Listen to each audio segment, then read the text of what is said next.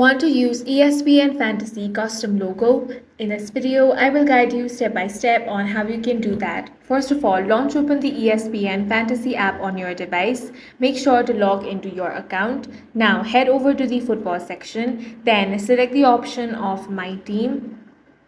Now tap on this eye icon. Here you will find the option of Edit My Team. Select that.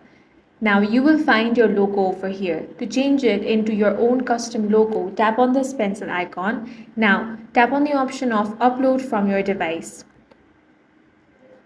Here tap on Accept. You can tap on the camera icon and click a picture here, or select the option of Gallery. And now select a picture from your gallery. Now go ahead and adjust this however you want. After that, tap on the Save option at the top of your screen.